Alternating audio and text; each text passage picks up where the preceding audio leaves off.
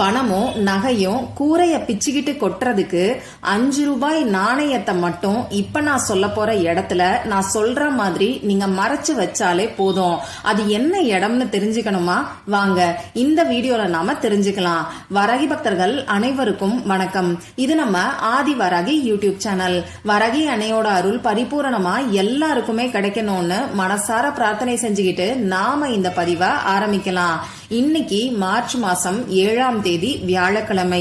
ரொம்ப ரொம்ப அதிசக்தி வாய்ந்த நாள்னே சொல்லலாம். இந்த நாள்ல அப்படி என்ன சிறப்பு இருக்குன்னு இந்த வீடியோல நான் உங்களுக்கு சொல்றேன். இப்படிப்பட்ட சக்தி வாய்ந்த நாள்ல 5 ரூபாய் நாணயத்தை இப்ப நான் சொல்ல போற இடத்துல நான் சொல்ற முறைப்படி நீங்க மறைச்சு வச்சாலே போதும். உங்க வாழ்க்கையில இருக்கக்கூடிய எப்பேற்பட்ட பண கஷ்டமும் கடன் பிரச்சனையும் தீரும். அந்த அளவுக்கு சக்தி வாய்ந்த பரிகாரத்தை தான் இப்ப நான் உங்களுக்கு சொல்ல போறேன். அதுவும் பூஜை இல்லாத வழிபாடு இல்லாத ஒரு முறைய பத்தி தான் நாம இப்போ தெரிஞ்சுக்க போறோம்.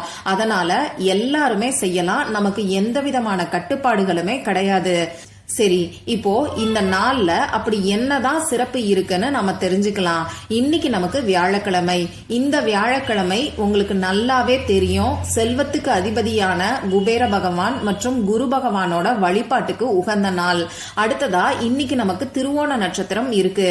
இந்த திருவோண நட்சத்திரமும் பெருமாள் வழிபாட்டுக்கு உகந்தது.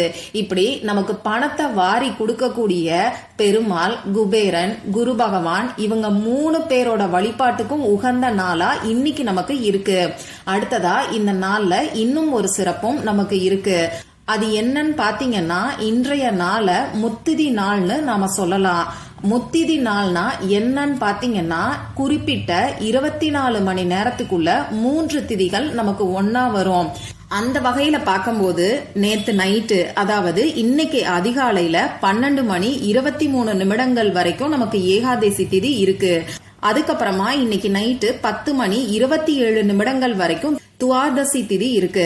அடுத்ததா 10 மணி 28 நிமிடங்களுக்கு மேல திரியோதசி திதி இருக்கு. அந்த வகையில பார்க்கும்போது குறிப்பிட்ட ஒரு 24 மணி நேரத்துக்குள்ள நமக்கு 3 திதிகள் ஒன்னா சேர்ந்து இருக்கு. இது ரொம்ப ரொம்ப சிறப்பான அமைப்புன்னே சொல்லலாம். இந்த மாதிரி ஒரு நாள்ல 3 திதிகள் வரும்போது, அதாவது முத்திதிகள் வரக்கூடிய நாள்ல இந்த பிரபஞ்சத்துல நேர்மறையாற்றல் அதிக அளவுல இருக்கும். இத பத்தி நம்ம சேனல் ஸ்டார்ட் பண்ண புதுசுல நான் உங்களுக்கு பதிவுகளை கொடுத்திருக்கேன். நடுவுல ஒரு சில காரணங்களால என்னால இந்த முத்திதி நாளை பத்தி சொல்ல முடியல. இதுக்கு மேல தொடர்ந்து நம்ம சேனல்ல இந்த முத்திதி நாளுக்கான பதிவுகளையும் நான் உங்களுக்கு கொடுக்கறேன். சரி, இப்போ இந்த நாள்ல இருக்கக்கூடிய சிறப்புகள் என்னென்னு நாம பார்த்துட்டோம்.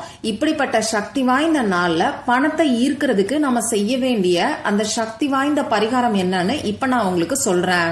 இந்த பரிகாரத்தை யாரெல்லாம் செய்யலாம்னு பாத்தீங்கன்னா, பண கஷ்டம் தீரணும்னு நினைக்கிறவங்க, கடன் பிரச்சனை தீரணும்னு நினைக்கிறவங்க, கொடுத்த பணம் திரும்பி வர்றதுக்கு, வேலையில சம்பள உயர்வு கிடைக்கிறதுக்கு, செய்கின்ற தொழில்ல வியாபாரத்துல லாபம் அதிகரிக்கிறதுக்கு, இப்படி பணம் சம்பந்தப்பட்ட பிரச்சனைகள் இருக்கிறவங்க எல்லாருமே செய்யலாம்.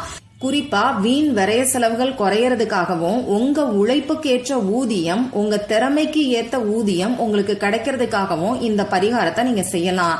இப்படி பணம் சம்பந்தப்பட்ட பிரச்சனை உங்களுக்கு எதுவா இருந்தாலும் அது உடனடியா சரியாகிறதுக்கு இந்த பரிகாரத்தை இன்னைக்கு நீங்க செய்யலாம்.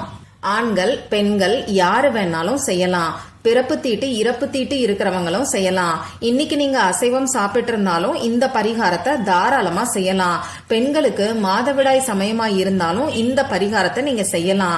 இந்த பரிகாரத்தை பொறுத்தளவுக்கு நமக்கு எந்த விதமான கட்டுப்பாடுகளுமே கிடையாது. அதே மாதிரி நீங்க உங்க வீட்டுல இருந்து, ஆபீஸ்ல இருந்து, நீங்க டிராவல் பண்ணக்கூடிய சமயத்துல இப்படி எங்க இருந்து வேணாலும் இந்த பரிகாரத்தை நீங்க செய்யலாம். தேவையான பொருட்கள் உங்ககிட்ட இருந்துச்சுன்னா நீங்க எந்த இடத்துல இருந்து வேணாலும் இந்த பரிகாரத்தை செய்யலாம். அடுத்ததா நமக்கு தேவையான பொருட்கள் என்னன்னு இப்ப நான் உங்களுக்கு சொல்றேன். ஒரு பேப்பர் தேவைப்படும். இந்த பேப்பர்ல நமக்கு எழுதுறதுக்கு பேனாவோ, ஸ்கெட்ச் பேனாவோ, மார்க்கரோ, கிளிட்டர் பேனாவோ தேவைப்படும். எல்லோ கலர்ல இங்கு வரக்கூடிய பேனா இருந்தா அதை நீங்க யூஸ் பண்ணிக்கோங்க. அப்படி எல்லோ கலர் உங்ககிட்ட இல்லைன்னா கிரீன் கலர்ல இங்கு வரக்கூடிய பேனாவை நீங்க பயன்படுத்திக்கோங்க. இந்த மஞ்சள் நிறம் பாத்தீங்கன்னா குரு பகவானுக்கு உகந்தது. அடுத்ததா இந்த பச்சை நிறம் குபேர பகவானுக்கு உகந்தது. அதனால இந்த 2 கலர்ல எதை வேணாலும் நீங்க யூஸ் பண்ணிக்கோங்க. இப்போ இந்த 2 கலரும் என்கிட்ட கிடையாது, நான் வேற ஏதாவது யூஸ் பண்ணலாமான்னு கேட்டீங்கன்னா அதுக்கும் ஒரு சின்ன சூட்சமத்தை நான் உங்களுக்கு சொல்லி கொடுக்கறேன். நீங்க மஞ்சள் தூளை எடுத்து அதுல தண்ணீர் அப்படி இல்லைன்னா பன்னீர் ஊற்றி ஒரு பேஸ்ட் மாதிரி ரெடி பண்ணிக்கோங்க. இந்த பேஸ்ட்டை நீங்க எழுதுறதுக்கு யூஸ் பண்ணிக்கோங்க. அது எப்படி எழுதணுங்கிறத இந்த வீடியோல நான் உங்களுக்கு சொல்றேன். அடுத்ததா நமக்கு 5 ரூபாய் நாணயம் தேவைப்படும். இந்த 5ங்கிற நம்பர் குபேர பகவானுக்கு உகந்தது. இந்த பரிகாரத்தை நீங்க செய்யறதுக்கு முன்னாடியே இந்த 5 ரூபாய் நாணயத்தை எடுத்து மஞ்சள் கலந்த தண்ணீர்ல நனைச்சிட்டு ஈரம் இல்லாத மாதிரி சுத்தமான காட்டன் துணியை வச்சு தொடச்சி எடுத்துக்கோங்க. இவ்வளவுதான் நமக்கு தேவையான பொருட்கள். அடுத்ததா இந்த பரிகாரத்தை எப்ப செய்யணுங்கிறத நான் உங்களுக்கு சொல்றேன். இன்னைக்கு சாயங்காலம் 5 மணிக்கு மேல நைட்டு 9 மணிக்குள்ள இருக்கக்கூடிய இடைப்பட்ட நேரத்துல எப்ப வேணாலும் இந்த பரிகாரத்தை செய்யலாம். இதுல பெஸ்டான டைம் என்னன்னு பாத்தீங்கன்னா நைட்டு 8 மணில இருந்து 9 மணிக்குள்ள வரக்கூடிய குருஹோரை நேரம் தான் நமக்கு இன்னைக்கு பெஸ்டான டைமா இருக்கு. அடுத்ததா இன்னைக்கு நமக்கு கோல்டன் மினிட் சாயங்காலம் 7 மணி 3 நிமிடங்களுக்கு வருது. அடுத்ததா சாயங்காலம் 5 மணில இருந்து 8 மணி வரைக்கும் இருக்கக்கூடிய நேரத்தை நம்ம குபேர நேரம்னு சொல்லுவோம். இந்த குபேர நேரத்திலையும் பண்ணலாம்.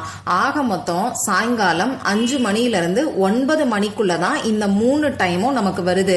ஒன்னு குபேர நேரத்துல பண்ணுங்க, அப்படி இல்லைன்னா குருவோரை நேரத்துல பண்ணுங்க.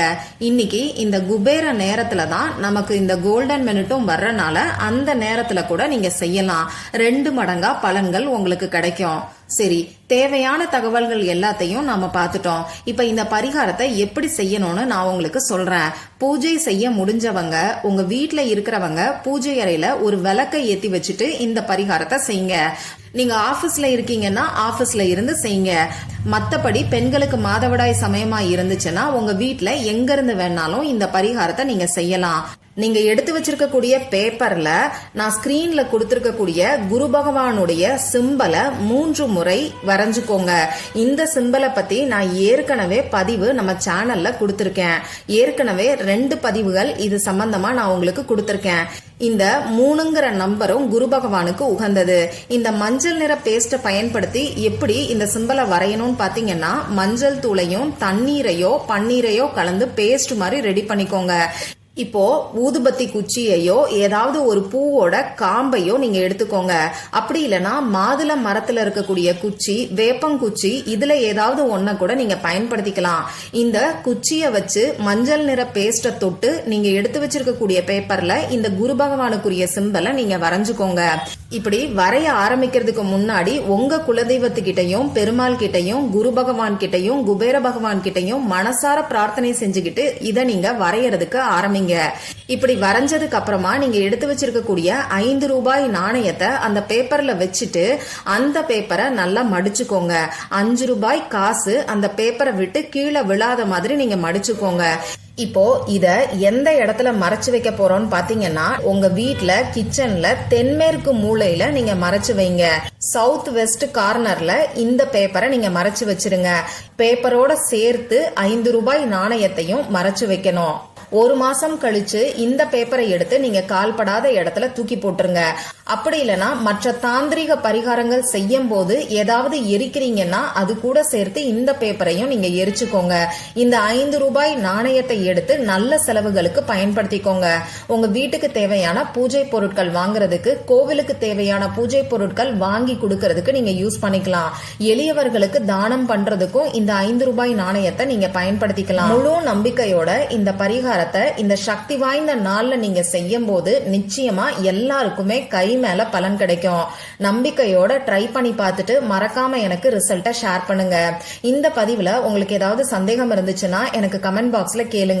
அதை நான் உங்களுக்கு உடனே தெளிவுபடுத்துறேன். இந்த பதிவு உங்களுக்கு பிடிச்சிருந்தா லைக் பண்ணிட்டு உங்க ஃப்ரெண்ட்ஸ் அண்ட் ஃபேமிலி கூட ஷேர் பண்ணுங்க. இந்த மாதிரி அந்தந்த நாளுக்கும் நேரத்துக்கும் திதிக்கும் உரிய வழிபாடுகளையும் பரிகாரங்களையும் நீங்க மிஸ் பண்ணாம தெரிஞ்சுக்கிறதுக்கு நம்ம சேனலை மறக்காம சப்ஸ்கிரைப் பண்ணிட்டு பக்கத்துல இருக்கக்கூடிய பெல் ஐகானையும் பிரஸ் பண்ணிக்கோங்க. மற்றும் ஒரு பயனுள்ள பதிவுல நாம சந்திக்கலாம். நன்றி.